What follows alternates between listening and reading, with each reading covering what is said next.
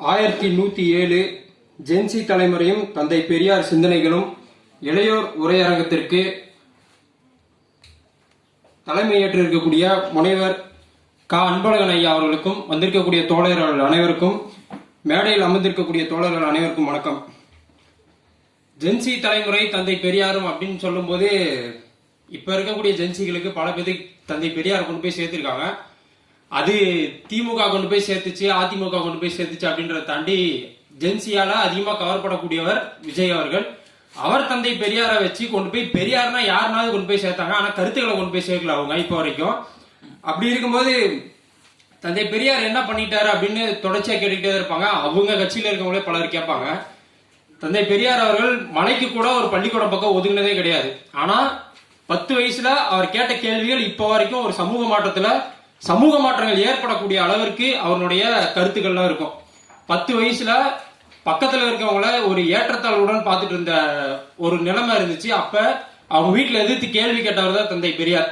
அப்படி கேள்வி கேட்டு நம்மள கேள்வி கேட்காம ஒரு நிலைமை எல்லாத்தையும் உருவாக்கி இருக்காருன்னா அது தந்தை பெரியாருடைய சிந்தனைகளின் அடிப்படையில தான் வந்துச்சு. அப்படி தந்தை பெரியார் வாழும் போதும் சரி, வாழ்ந்த பிறகும் சரி, இன்னமும் தந்தை பெரியாருடைய சிந்தனைகள் இன்னமும் இந்த தமிழ்நாட்டிலேயோ இருக்கட்டும், இந்தியாலேயோ இருக்கட்டும், தமிழ்நாட்டில் நடக்கக்கூடிய அடக்குமுறைகளுக்கு எதிர்த்தும் அந்த குரல் தெரிவிச்சுக்கிட்டே தான் இருக்கும். அப்படி இருக்கிற சமயத்துல ஒரு படத்துல நம்ம இப்ப காலையில் கூட ரீல்ஸ்ல பார்த்தேன். அந்த கவுண்டமணி அவர்கள் ஒரு இரட்டை கோலையில டீ கேட்பாரு. ரெண்டு கோலை வச்சிருப்பாங்க. அந்த 2 கோலையில இவருக்கு ஒரு கோலை, மற்ற ஜாதியினருக்கு ஒரு கோலை அப்படின்ற போல இருக்கும். கவுண்டமணி அவர்கள் ஒரு கோலை எடுத்து டீ வாங்குவாரு. அதுல சக்கரை இருக்காது, மறுபடியும் சக்கரை போடுவாங்க. இது பெரியாருக்கு முன். பெரியார் இருக்கும்போது எப்படி இருந்துச்சுன்னா, இதுக்கு முன்பாக நான் ஒரு தடவை சொல்லியிருந்தேன். அந்த பார்ட்னர் ஒருத்தர் ஆப்போசிட் நடந்து போவாரு. அவங்க குழந்தைய கூட்டிட்டு வருவார் கவுண்டமணி. அப்படி கூட்டிட்டு வர சமயத்துல எங்க போறீங்க அப்படின்னு கேட்பாரு. என் குழந்தைய நான் ஸ்கூலுக்கு கூப்பிட்டு போறேன் அப்படின்னு சொல்லியிருப்பாரு. உன் குழந்தையெல்லாம் படிக்க போயிடுச்சுன்னா யார் வெட்டியா வேலை பாக்குறது அப்படின்னு கேட்பாரு பார்ட்னர். அப்ப அவர் சொல்லுவாரு, உன் பையனை பார்க்க சொல்ல கொஞ்ச நாளைக்கு அப்படின்னு சொல்லுவாரு. இது பெரியார் இருந்த போது. பெரியாருக்கு பின் எப்படி இருக்குன்னா, கர்ணன் படம், மாமன்னன் படம்லாம் நமக்கு அதுக்கு ஒரு எக்ஸாம்பிள். திருப்பி எந்த கேள்வியா இருந்தாலும் திருப்பி கேள், அது யாரா இருந்தாலும் சரி, உனக்கு சரின்னு பட்டுச்சுன்னா அது திருப்பி கேள் அப்படின்றத இந்த மூவியினுடைய ரெஃபரன்ஸ். இந்த மூவி நான் ஏன் சொல்றேன்னா, ஜென்சிகள் அதிகமா இந்த மூவி பார்த்தா நிறைய ஒன்னும் கத்துக்கணும்னு நினைப்பாங்க, எதனா ஒண்ணு பண்ணணும்னு நினைப்பாங்க. அப்படிதான் மூவில ரொம்ப கவர்ச்சியா இருப்பாங்க. அதன் அடிப்படையில் தான் அந்த மூவி ரெஃபரன்ஸ் சொல்றேன். பெரியார நம்ம படிச்சுட்டு போறதோட பெரியார வாழ்றதுன்றது, பெரியாருடைய கருத்துக்களால் வாழ்றதுன்றது ரொம்ப ஈஸியா இருக்கும். ஏன்னா நிறைய கல்யாண நிகழ்ச்சிகள்லாம் பார்ப்போம். ஒவ்வொரு சாஸ்திர சம்பிரதாய சடங்குகள் அது இதுன்னு சொல்லுவாங்க. அந்த சடங்குகள் எதுவுமே இல்லாம நம்ம பாட்டுக்கு வந்தோமா, காதல் திருமணமா இருந்தா கூட பொண்ணை கூட்டிட்டு நம்ம 2 பேருக்கு பிடிச்சிருந்துச்சுன்னா கூட்டிட்டு மாலையை மாத்திட்டு சுயமரியாதை உறுதிமொழி ஏத்துக்கிட்டு அவ்வளவுதான் கல்யாணம் முடிஞ்சுச்சு. ஆனா பெரியார் சுயமரியாதை திருமணம்லாம் சொல்வதற்கு முன்பு எப்படி இருந்துச்சுன்னா, பார்ட்னர் ஒருத்தர் இருப்பார். அவருக்கு ஒரு 5000 ரூபாய் கொடுக்கணும், 5000 10,000 கொடுக்கணும், மண்டபத்துக்கு ஒரு வாடகை கொடுக்கணும், சமையல்காரங்களுக்கு சமையலுக்கு பண்ணணும், அதுக்கு முன்னாடி நிச்சயதார்த்தம், ரிசப்ஷன், அது இதுன்னு நிறைய ஒரு சாஸ்திர சம்பிரதாயங்கள்லாம் இருக்கும். அப்படி பெரியாருடைய கருத்துக்களை ஏத்திக்கிட்டா ரொம்ப சுலபமா இருக்கும். நல்ல நேரம் கெட்ட நேரம் எதுவுமே கிடையாது. எப்ப வேணாலும் போனா எப்ப வேணாலும் வரலான்ற போலதான் பெரியாருடைய கருத்துக்களை உள்வாங்கிட்டு ஃபாலோ பண்ணா அப்படிதான் இருக்கும். அப்படி பெரியார இப்ப நிறைய பேர் எப்படி அவரை ஒரு கட்டத்துக்குள்ள சுருக்குறாங்கன்னா, கடவுள் மறுப்பாளர் பெரியார் அப்படின்ற ஒரு கட்டத்துக்குள்ள தொடர்ச்சியா சுருக்கிக்கிட்டே தான் இருக்காங்க. பெரியார்ன்றவர் ஒரு பிராட் மைண்டட் பர்சன். அவர் ஒரு கடவுள் மறுப்பாளராவோ ஒரு சமூக நீதி போராளியாவோ மட்டும் சுருக்காம, அவர் நீங்க எதுக்குள்ள எடுத்தீங்கன்னாலும் பெரியாருடைய ரெஃபரன்ஸ் இல்லாம நம்ம எதுவுமே பேச முடியாது. அப்படி பெரியாருடைய ரெஃபரன்ஸ் எடுத்தா ஏராளமான விஷயங்கள்ல பெரியாருடைய ரெஃபரன்ஸ் எடுக்கலாம். பகுத்தறிவு, மூட நம்பிக்கை, கடவுள் மறுப்பு, பெண்ணுரிமை, ஜாதி ஒழிப்பு, இப்படி எல்லா விஷயங்களையும் பெரியார எடுத்தோம்னா ஒவ்வொரு இடத்துல ஒவ்வொரு கனெக்ஷன் நம்ம பெரியார பிடிக்கலாம்.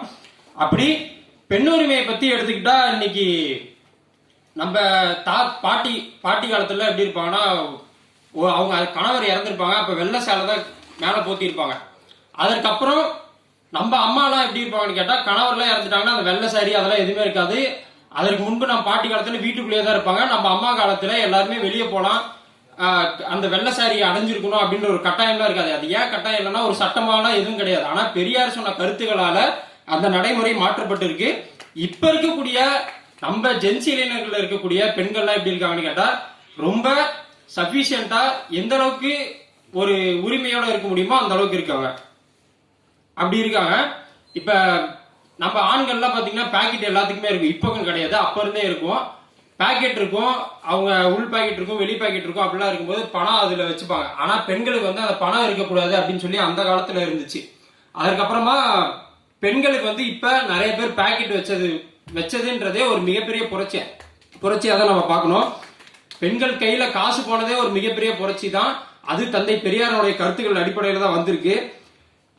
நம்ம ஜென்சி தலைமுறைக்கு இன்னொன்று சொல்லணும்னா, நம்ம யாருன்னா ஒருத்தவங்க எக்ஸாம் டைம்ல உட்காந்து மெசேஜோ ரீல்ஸோ பார்த்துட்டு இருந்தோம்னா நம்ம ஃப்ரெண்ட்ஸ் ஒருத்தவங்க சொல்லுவாங்க, பரமா படிடா அப்படின்னு சொல்லுவாங்க.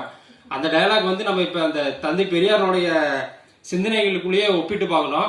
அந்த பரமா படிடான்றது வந்து அப்பா வந்து நமக்கு சொல்லுவாங்க. ஆனா நம்ம தாத்தாவோ நம்ம அப்பாவுக்கு சொல்லியிருந்தாங்கன்னா நம்ம அப்பா படிச்சிருப்பாங்க, நமக்கு அந்த டயலாக் வந்திருக்காது. ஆனா நம்ம தாத்தா காலத்திலேயே படிக்க விடாம தடுத்துட்டாங்க. அதுக்கப்புறம் நம்ம அப்பாவும் படிக்க விடாம தடுத்தாங்க. கொஞ்சம் பேர் படிச்சிருந்தாங்க, கொஞ்சம் பேர் படிக்காம இருந்தாங்க. நம்ம தாத்தா காலத்துல யாருமே படிக்க கிடையாது.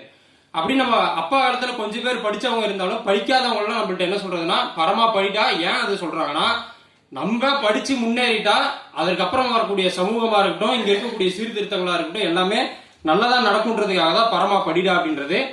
அப்புறம் இப்ப இருக்கக்கூடிய ஜென்சிகள்கிட்ட ஒரு சுயமரியாதையோ ஒரு மரியாதையோ இலக்கரமா இருந்துச்சுன்னா நம்ம ஜென்சி இளைஞர்கள்லாம் பொது செஞ்சிருவாங்க. அப்படிதான் இப்ப நீட் எதிர்ப்பு போராட்டங்கள் எல்லாமே தொடர்ச்சியா நடந்துட்டு இருக்கு. அப்ப நம்ம ஜென்சி இளைஞர்கள்லாம் ஒண்ணு சொல்லுவாங்க அடிக்கடி, give respect and take respect அப்படின்னுவாங்க. அந்த கிவ் ரெஸ்பெக்ட் அண்ட் டேக் ரெஸ்பெக்டே தந்தை பெரியாருடைய சுயமரியாதை கருத்துக்கள் ஒண்ணுதான் அது.